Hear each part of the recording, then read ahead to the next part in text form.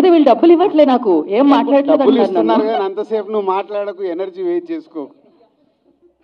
అందరికి నమస్కారం. ఫస్ట్ ఎన్నో ప్రెస్ మీట్లకి, ఎన్నో ఫంక్షన్స్కి ప్రసాద్ ప్రివ్యూ థియేటర్ రావడం జరిగింది. కానీ ఫస్ట్ టైం ఇంతమంది ఈ అనౌన్స్మెంట్కి వచ్చారంటే నిజంగా చాలా టీం అందరినీ అప్రిషియేట్ చేయాలని ఉంది. ఇందాక దొరైని అడిగితే మేనేజర్లం కదా సార్ అంటే మీ స్ట్రెంత్ ఏంటో కరెక్ట్గా చూపించారనిపించింది. సో నిజంగా మీరు అందరు ప్రొడ్యూసర్లు అవుతే ఇండస్ట్రీ ఎంత బాగుంటుంది. సో రాజేష్ నీలాగా కొత్త వాళ్ళు రావాలి.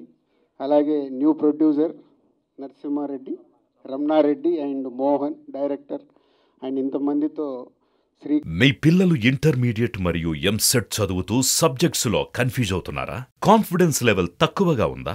రిపీటెడ్ మిస్టేక్స్ చేస్తున్నారా? అయితే మీకోసమే ఉంది Rise app. 1 lakh question bank, performance analysis, online classes by experts, ఇంకా మరెన్నో ఫీచర్స్ తో మీ ముందుకొచ్చింది Rise. Rise, the perfect guide. Description లో ఉన్న లింకును ఉపయోగించి సబ్స్క్రైబ్ అవ్వండి. శ్రీకాకుళం షెర్లాక్ హోమ్ టైటిల్ కొంచెం క్యాప్షన్ చదవడం కొంచెం టఫ్గా ఉంది.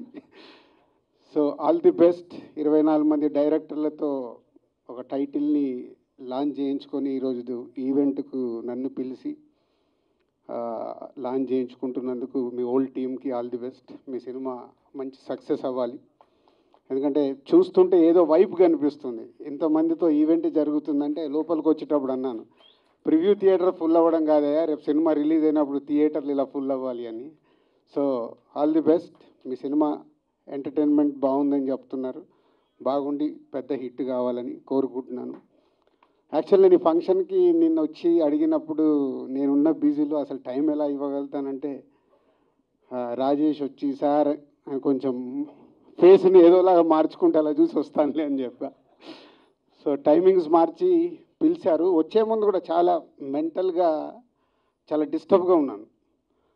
బట్ ఆఫీస్లో సార్ వెయిట్ చేస్తున్న దొరై ఫోన్ చేస్తే వచ్చిన తర్వాత చాలా రిలీఫ్ ఉంది. మీ అందరినీ చూశాక అంటే ఇందాక ఎవరు అన్నారు మీడియా వాళ్ళు అక్కడి నుంచి అన్నీ మీ ఫోటోలే పెట్టారంటే నా పైన మీకు ఇంత అభిమానం ఉన్నందుకు ఇంకంతకంటే ఎక్కేం కావాలి అనిపించింది నాకు. సో ఇండస్ట్రీలో ఎప్పుడు రకరకాల పీపుల్తో జర్నీ చేస్తాం. ఎప్పుడు రాళ్ళు వేయాలో వేసేవాళ్ళు మన పక్కన ఉంటూనే రాళ్ళు వేస్తూ ఉంటారు.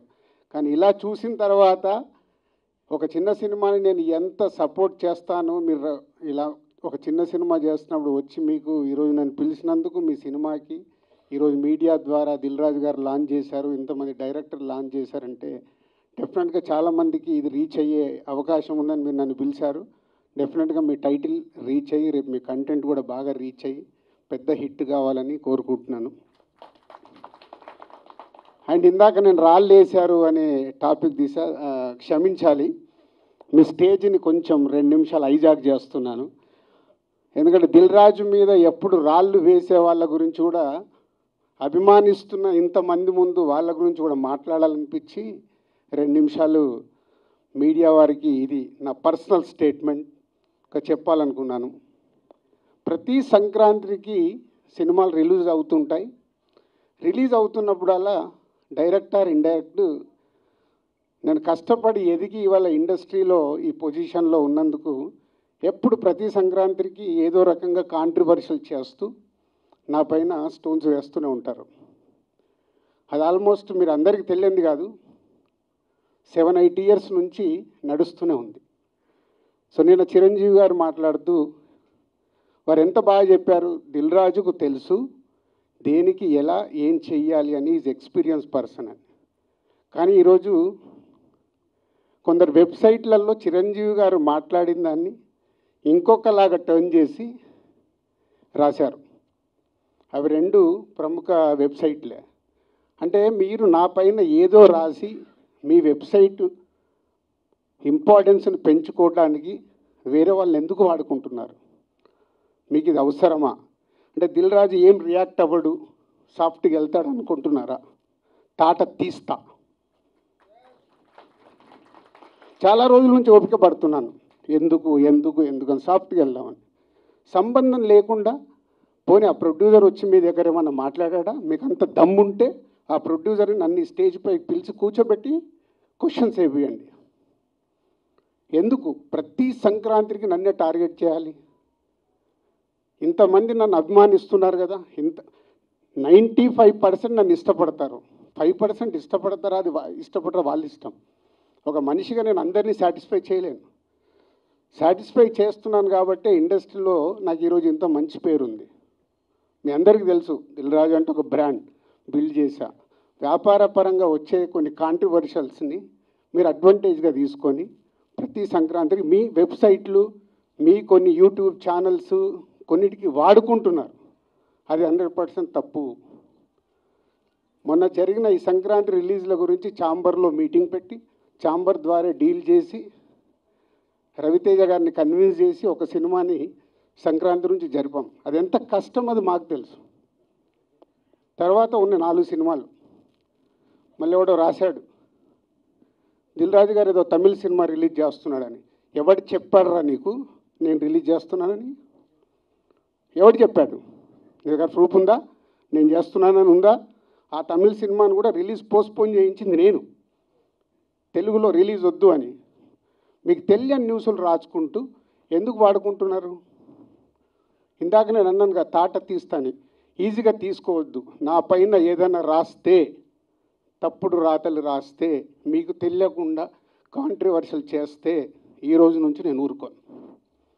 ఇన్ని రోజులు నడిచిపోయింది, అది గుర్తుపెట్టుకోండి. 4 సినిమాలు రిలీజ్ ఉన్నాయి. మహేష్ బాబు గారు, వెంకటేష్ గారు, నాగార్జున గారు, దాంతోపాటు హనుమాన్ సినిమాని నేను రిలీజు ఆపాలి అని చెప్పానని రాశారు. ప్రొడ్యూసర్ని, డైరెక్టర్ని నన్ను పిలిచి నేను సినిమా ఆపాలని అడిగానా? సినిమా 14వ తారీఖు రిలీజ్ చేసేయండి అని చెప్పాను. 12 మహేష్ బాబు సినిమా ఉంది కాబట్టి 14th చేస్తే మీ సినిమాకు ఉపయోగం, మీ సినిమాకు నంబర్ ఆఫ్ థియేటర్స్ దొరుకుతాయని చెప్పాను. కానీ దాన్ని ఇంకొక విధంగా మార్చి రాశారు.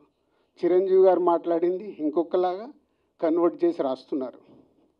మీకు కావాల్సిందని హైలైట్ చేయకండి. నెగిటివ్ వైబ్స్ ఉండకుండా పాజిటివ్గా బతికితే బాగుంటుంది. నెగిటివ్గా బ్రతకడం ఇంపార్టెంట్ కాదు, అందరం పోయేవాళ్ళమే, ఇక్కడ ఉండటానికి రాలా. నెగిటివ్ ఎందుకు, నెగిటివ్ వైబ్స్ ఎందుకు? మీ వెబ్సైట్లు, మీ ఛానల్స్ ఇంప్రూవ్ అవ్వాలని నెగిటివ్ వైబ్స్ని తీసుకొస్తారా? ఈరోజు హనుమాన్ సినిమా ప్రపంచవ్యాప్తంగా రిలీజ్ అవుతుంది. నాట్ ఓన్లీ తెలుగు స్టేట్స్, తమిళ్లో రిలీజ్ అవుతుంది, కన్నడలో రిలీజ్ అవుతుంది, హిందీలో రిలీజ్ అవుతుంది. ఎక్కడ థియేటర్ లేవా, దొరకట్లేదా? మీకు తెలియని విషయం ఏంటంటే నైజాములో 7-8 సెంటర్లలో Mahesh Babu cinema, Hanuman cinema release అవుతుంది. వెంకటేష్ గారి సినిమాకి, నాగార్జున గారి సినిమాకి థియేటర్ లేదు. మీకు తెలుసా అది? చిరంజీవి గారు, నాగార్జున గారు, వెంకటేష్ గారు, they are not a small heroes. 30 ఏళ్ళ నుంచి ఇండస్ట్రీలో ఒక స్టార్ హీరోగా ఉన్న ఇమేజ్ ఉన్న వాళ్ళకు కూడా థియేటర్ లేవు. ఇవి మీకు కనిపించవు. ఎంతసేపు వాళ్ళకు రావాల్సిన మైలేజ్ గురించి ప్రయత్నం చేస్తూ, సో ఈరోజు కొన్ని కోట్లు ఖర్చు పెడితే రాని ప్రమోషన్ని హనుమాన్ సినిమాకు వచ్చింది. గుడ్, చిన్న సినిమా సూపర్ హిట్గా అవ్వాలి అని మనస్ఫూర్తిగా కోరుకుంటున్న దాంట్లో నేను ఒక్కరిని. ఎందుకంటే సినిమా ఆడితేనే గ్లోబల్గా పెరుగుతాం. మన చేతిలో ఉండదు, మనం కష్టపడి సినిమా తీస్తాం. ఇవి తెలియకుండా మీ పిచ్చి రాతలతోని ఏం చేద్దాం అనుకుంటున్నారు? మళ్ళీ మళ్ళీ మళ్ళీ చెప్తున్నా, నా గురించి ఎక్కడన్నా తప్పుగా నా పేరు పెట్టి రాస్తే తాట తీస్తా. దీంట్లో తేడా లేదు. నిజాయితీగా మీకు ఏదైనా న్యూస్ ఉంది రండి, 24 hours అవైలబుల్. మీకు ఏదైనా న్యూస్ కావాలి, సార్ ఇలా ఉంది ఇదేంటని అడగండి, నేను సమాధానం ఇస్తాను. నా పిఆర్ వాళ్ళు కూడా మాట్లాడారు డైరెక్ట్. ఎప్పుడన్నా మీ మీడియా వాళ్ళందరికీ తెలుసు ఐఎమ్ అవైలబుల్ ఎనీ టైం. మీ మెసేజ్లకు నేను రిప్లై ఇస్తాను, మీ ఫోన్ కాల్స్కి నేను రిప్లై ఇస్తాను. చెప్పండి మీ మీడియా వాళ్ళందరూ, ఎప్పుడన్నా నేను లేనా, అవైలబుల్ లేనా? దేనికి? మీ మైలేజ్ కోసం నన్ను వాడితే మళ్ళీ మళ్ళీ చెప్తున్నా, తాట తీస్తా, గుర్తుపెట్టుకోండి.